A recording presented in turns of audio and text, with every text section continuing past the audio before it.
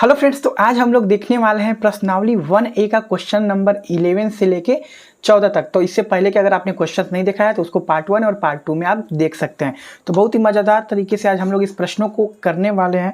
तो जैसा कि क्वेश्चन नंबर 11 है, बोला किसी खेल के मैदान के चारों ओर, एक खेल का मैदान है, ठीक है, मतलब प्ले ग्राउंड है, कि चारों ओर एक वृत्ताकार पथ है, वृत्ताकार मतलब गोल गोल एक रास्ता है। इस मैदान का एक चक्कर लगाने में सोनिया को 18 मिनट लगते हैं, ठीक है। कितना सोनिया को लगते हैं? 18 मिनट। जबकि इसी मैदान का एक चक्कर लगाने में रवि को 12 मिनट लगते हैं। मतलब दो, मान लीजिए दोस्त हैं, फ्रेंड है, एक सोनिया है और एक रवि है, ठीक है।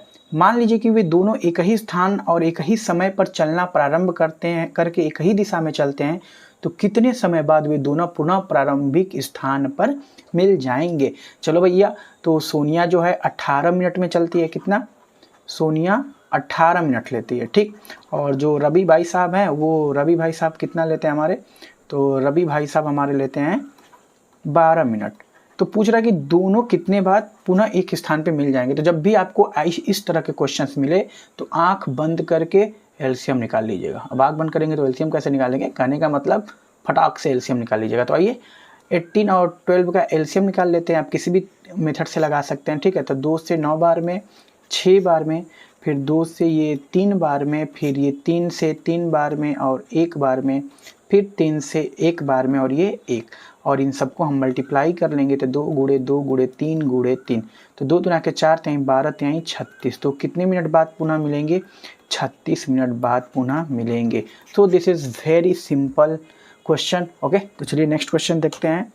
तो जो हमारा नेक्स्ट क्वेश्चन है वो बोल रहा है दी गई आकृति में x तथा y के मान ज्ञात कीजिए। तब कैसे x तथा y के मान ज्ञात करेंगे? इसका ऐसे क्वेश्चंस मैंने आपको पहले भी बता दिया है, कुछ पार्ट 1 और पार्ट 2 में। तो एकदम सिंपल होता है, ठीक है। अब देखिए यहाँ पे y है, इसका वैल्यू फाइंड करना है, और यहाँ पे हमारा x है, ठीक है। वही पूछ रहा है x तथा y का मान ज्ञात करिए, इसका वैल्यू फाइंड करना है। तो मैंने आपको क्या बताया था, जहाँ से दो भागों में टूट रहे हैं, ठीक है, यहाँ से टूट रहा है, यहाँ से, तो जहाँ से टूट रहा है उन दोनों को आपस में मल्टीप्लाई कर दीजिए। मतलब 5 और 13 को आपस में मल्टीप्लाई कर दीजिए, तो 13 पच्चे 65। तो y का मान कितना हो गया? 65, ठीक।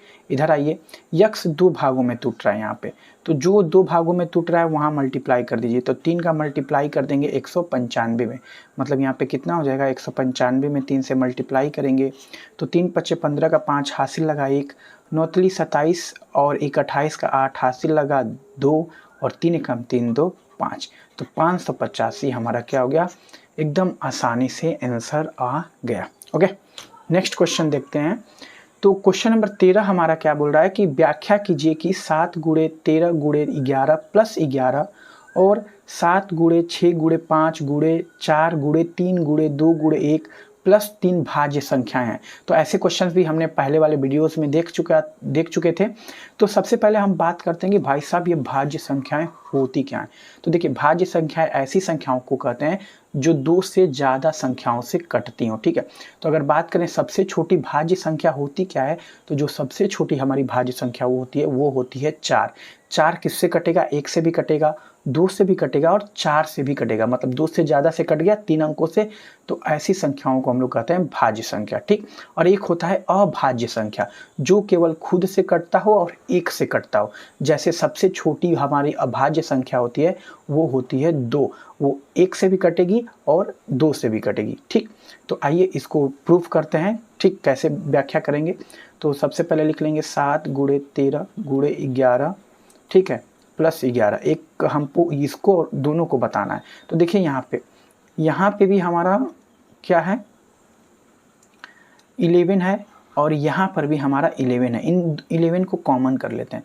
कॉमन करेंगे तो यहाँ पे बचेगा 7 × 13 गुणे 1 और यहाँ पे बचेगा प्लस में 1। हल कर लेते हैं, 11 हो गया, 13 7 91 कम 91 प्लस 1 हो गया, और ये 11 हो गया, और 91 और 1 92 हो गया, ठीक है। इसी चीज़ को हम ऐसे भी लिख सकते हैं 11 गुणे 92। अब देखिए 11 गुणे 92 हमारा किससे किससे कटेगा? तो किससे किससे कटेगा तो बात करें तो ये देखिए, ये 11 से भी कटेगा, ठीक। 11 गुणे 92 है तो 11 से तो कटेगा ही पूरा का पूरा। ये 92 है तो 92 से भी कटेगा। 1 से भी, कोई भी संख्या 1 से जरूर ही कटती है, 1 से भी कटेगा। और अगर 92 की बात किया जाए तो 92 हमारा 2 से भी कटेगा, ठीक है। और 92 हमारा किससे कटेगा, 4 दूना के 8, 4 3 12, 4 से भी कटेगा। मतलब यहाँ पे आपको बस 2 से ज़्यादा दिखाना है, तो हम लोग तो यहाँ पे 1 2 3 4 5 दिखा दिए कि भैया ये 5 संख्याओं से कट रही है, तो ये हमारी क्या हो गई, भाज्य संख्या होगी। तो आप लिख देंगे चूंकि यह 2 से अधिक संख्याओं से कटती है, 2 से अधिक संख्याओं से कटती है, ठीक है, इसलिए यह भाज्य संख्या है। ठीक, बस सिंपल। अब चलिए इसी तरह इसको दिखा लेते हैं, तो लिख लेते हैं 7 × 6 × 5 × 4 × 3 × 2 × 1 + 3। तो यहाँ पर भी हम लोग वही काम करेंगे। सबसे पहले यहाँ से और यहाँ से 3 कॉमन ले लेंगे, क्योंकि प्लस प्लस करके अलग में है, तो 3 कॉमन ले लेंगे। तो यहाँ पे हमारा बचेगा 7 × 6 × 5 × 4 × 2 × 1 और प्लस में यहाँ पे बचेगा 1। ठीक, 3 कॉमन ले लिए तो कुछ नहीं बचा, तो 1। अब मल्टीप्लाई कर देंगे, तो यहाँ पे ये करते हैं 4 दूना के 8 5 40 और 40 और 6 240 और 240 का 7 में गुणा कर देंगे, तो हमारा कितना आ जाएगा 240 का 7 में। तो 7 0 m 0 0, 7 चौक 28 का 88 लगा 2, 7 दूना के 14 और 2 16, तो कितना आ गया 1680 और प्लस 1, तो ये हमारा कितना हो गया 1681। ठीक, तो इसको गुणा करके भी लिख देंगे, तो 3 गुणे 1681। तो अब देखिए ये जितनी भी संख्या है पहले तो 1 से कटेंगी, हाँ भाई कटेंगी। ये संख्या 3 गुणे 1681 है, मतलब 3 से भी कटेगी, और ये संख्या 1681 है, मतलब 1681 से भी ये पूरी संख्या मतलब 3 गुणे 1681 कटेगी। तो 2 से अधिक संख्याओं से कट गई, तो फिर वही लिख देंगे कि यह 2 से अधिक संख्याओं से कटती है, इसलिए ये हमारी क्या है, भाज्य संख्या है। तो फ्रेंड्स इतना सिंपल होता है ऐसे क्वेश्चंस को बनाना। ओके, तो नेक्स्ट क्वेश्चन हम लोग देख लेते हैं। तो नेक्स्ट क्वेश्चन शायद ये लास्ट क्वेश्चन है हमारा। तो बोल रहा है नीचे दी गई आकृति में x, y तथा z के मान ज्ञात कीजिए। फिर वैसा ही क्वेश्चन जो अभी हमने कुछ देर पहले देखा है। तो x भाई साहब हमारे यहाँ पे हैं, ठीक है, और y भाई साहब कहाँ हैं, तो y भाई साहब यहाँ पे हैं, और z भाई साहब यहाँ पे हैं। ठीक, अब देखिए मैंने आपको क्या बताया कि जहाँ से टूटती है उसको आपस में मल्टीप्लाई कर देंगे तो हमारा ये वाला वैल्यू निकल के आ जाएगा। यानी कहने का मतलब जो 161 यहाँ पे दिया हुआ है, ये 161 जो है ये बराबर होगा किसके, 7 और z के। ठीक है, क्योंकि यहीं से 2 भागों में टूटा हुआ है। अब हम z का मान निकाल लेंगे, z को यहीं छोड़ देंगे, 161 लिख लेंगे, और 7 गुणा में है इधर आएगा तो बटा में हो जाएगा, कटा देंगे। 7 दूना के 14 और 7 के 21, यानी z बराबर हमारा कितना हो गया 23। तो यहाँ पे z का मान हमारा कितना हो जाएगा 23 हो गया। ठीक है, तो अब नेक्स्ट हम देखते हैं, इसका तो मान हो गया। अब y का मान पूछ रहा है, तो देखिए y के यहाँ से 2 भागों में टूटा हुआ है, तो अब जहाँ 2 भागों में टूटा होता है उसको मल्टीप्लाई कर देंगे। तो 7 गुणे 161 गुणा कर दीजिए, 7 एकम 7, 7 छक 42 का 2, हासिल लगा 4, और 7 एकम 7 4 11। तो हमारा कितना आंसर हो गया 1127 y का मान। ठीक है, और यहाँ पे अगर बात करें तो x बराबर हमारा क्या है 2 गुणे 3381। तो यहाँ से भी 2 भागों में हमारा बटा हुआ है। ठीक है, तो 2 भागों में बटा हुआ है, तो इसको हम गुणा कर देंगे।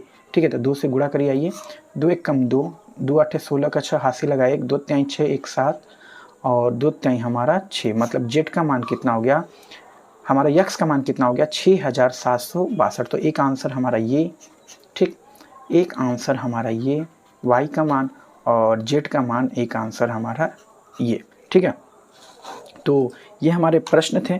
तो थैंक्स फॉर वाचिंग। उम्मीद करते हैं कि आपको क्वेश्चन समझ में आ गए होंगे। अगर आप हमारे चैनल पे हैं और अपने क्लास 10th की प्रिपरेशन काफ़ी अच्छे ढंग से, ठीक है, काफ़ी सही तरीके से अगर करना चाहते हैं तो प्लीज़ चैनल को सब्सक्राइब कर दीजिए, और वीडियो अच्छा लगा तो लाइक कर दीजिए। ऐसे वीडियोस आपको मिलते रहेंगे जिससे आपकी मैथ काफ़ी स्ट्रांग होती रहेगी और भी सब्जेक्ट की नॉलेज आपको मिलते रहेंगे। तो अगर आपने अभी दोस्तों के साथ शेयर नहीं किया तो अपने जाके व्हाट्सएप ग्रुप में दोस्तों के साथ शेयर करिए। और इतना ही, फिर मिलते हैं नेक्स्ट वीडियो में, तब तक के लिए जय हिंद, बाय बाय।